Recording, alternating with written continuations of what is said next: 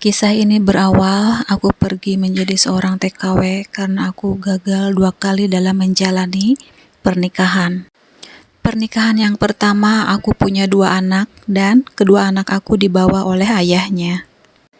Setelah 2 tahun aku menjadi TKW, untuk menghilangkan rasa jenuh, aku selalu bermain aplikasi Facebook.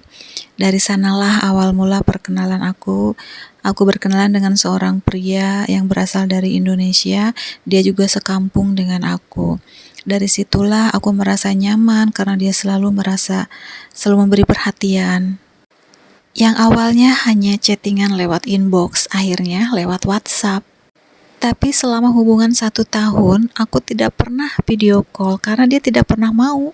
Dia hanya mau terima telepon biasa aja. Awalnya, aku selalu mengirimkan uang untuk keluarga aku di kampung. Aku kirimkan uang untuk keluargaku untuk membeli sawah, untuk membeli rumah, dan lain sebagainya. Karena di sana aku tuh sebagai tulang punggung keluargaku, aku masih punya adik-adik yang masih kecil-kecil yang harus aku biayain untuk menyekolahkan dan untuk biaya hidup orang tuaku. Tapi setelah aku berkenalan dengan laki-laki yang dari Facebook itu, semuanya jadi berubah. Karena laki-laki itu begitu pintar merayu sehingga bikin aku lupa sama keluargaku. Setelah aku berkenalan dengan laki-laki itu, akhirnya aku stop tidak mengirimkan uang lagi untuk keluargaku. Aku seperti terhipnotis. Aku begitu mempercayai dia. Waktu itu dia menawarkan sebuah bisnis. Dia menawarkan aku untuk membeli tanah dan akan dibangun suatu kontrakan sebagai investasi untuk masa depan, katanya. Setelah itu, setiap bulan aku selalu mengirimkan uang untuknya. Dan selalu aku tanya, aku ingin melihat tanahnya. Dia selalu kirim videonya. Setiap kali aku minta video call, dia tidak pernah mau. Tapi, waktu aku memaksa dia untuk mengangkat video call, dia hanya menyorotkan kameranya ke kamera belakang. Kemudian dia minta uang lagi, katanya untuk membeli tanah lagi. Kemudian dia mengirimkan video tanah yang akan dia beli, yaitu tanah yang aku beli dengan uangku. Suatu hari, aku bertanya apakah kontrakan sudah selesai, dan dia mengabari kalau kontrakan sudah selesai dibangun. Kontrakannya ada 50 pintu, katanya. Ya, aku ingin melihat. Akhirnya dia memperlihatkan kontrakan itu. Seperti inilah penampakannya. Dia mengirimkan video kontrakan dari lantai bawah hingga ke atas, karena kontrakannya cukup banyak, 50 pintu, bayangin. Waktu itu pikiran aku merasa tenang karena aku berpikir aku sudah punya tabungan untuk masa depan jika nanti aku kembali lagi ke tanah air. Waktu yang aku tunggu-tunggu akhirnya datang juga.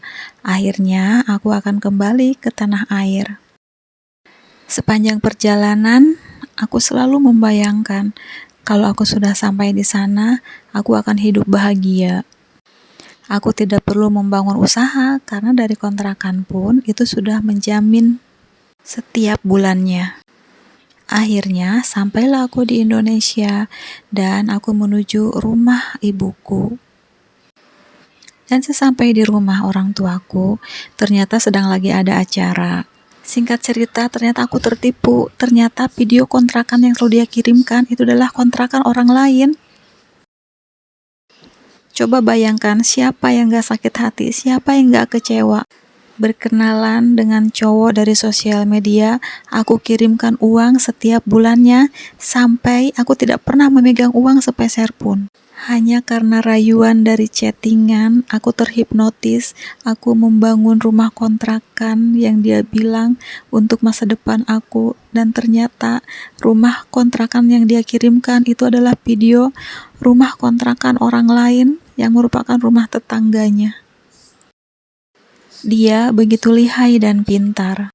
Ketika aku minta dikirimin video kontrakan itu, dia benar-benar seolah-olah mengirimkan kontrakan itu adalah nyata. Dia kirimkan secara detail, banyak pelanggan yang ingin mengontrak di rumah itu. Dia kirimkan video, sudah banyak beberapa pintu yang sudah diisi, yang sudah dihuni. Dia benar-benar membuat aku sangat percaya karena sangat detil sekali. Pengalaman kedua, terpaksa aku pulang sebagai TKW karena aku hamil di sana. Akhirnya aku pulang ke rumah keluarga suamiku yang selama ini selalu aku kirimkan uang. Tapi setelah sampai aku diusir karena mereka melihat perutku buncit. Akhirnya aku pergi jauh ke kota lain untuk mencari kontrakan dan melahirkan anakku di sana. Aku hidup sendiri tanpa keluargaku tahu di mana keberadaanku. Aku jualan kecil-kecilan untuk menghidupi anakku, membesarkan anakku. Dan sampai pada akhirnya aku dinikahi orang yang punya kontrakan jadi istri yang keempat. Sungguh tragis. Kisah yang ketiga, aku bekerja sebagai TKW sampai tidak ada waktu untuk beristirahat. Aku kirimkan uang hampir seluruh gajiku untuk membangun rumah impian di desa. Dan akhirnya waktu pun tiba, aku pulang dengan harapan dan kebahagiaan. Tapi sesampainya di rumah, aku kaget karena bangunan rumah yang belum selesai itu pun sudah ganti pemiliknya. Keluargaku banyak hutang katanya. Jadi rumah itu dijual. Padahal setiap bulan aku kirim uang 50 juta selama 5 tahun. Aku seorang anak petani dari desa yang pergi menjadi TKW setelah lulus sekolah. Karena aku orang yang gak punya, aku rela dijadikan simpanan majikanku waktu itu. Dan aku ingin menguasai kekayaan majikanku saat itu. Dan gak disangka, akhirnya aku hamil oleh majikanku. Kemudian istrinya tahu dan aku diusir oleh anak dan istrinya tanpa uang sepeser pun. Kini aku mau pulang tapi aku gak punya uang. Karena ekonomi sulit, aku pergi menjadi seorang TKW dan menikah dengan seorang bule. Aku meninggalkan suamiku dan anakku. Kemudian aku pulang dan sampai di sana aku kaget. Ternyata anakku sudah punya ibu baru dan mereka terlihat bahagia. Bahkan suamiku tidak memperbolehkan aku untuk menyentuh anakku sendiri. Jujur, sakit banget aku melihat kebahagiaan mereka.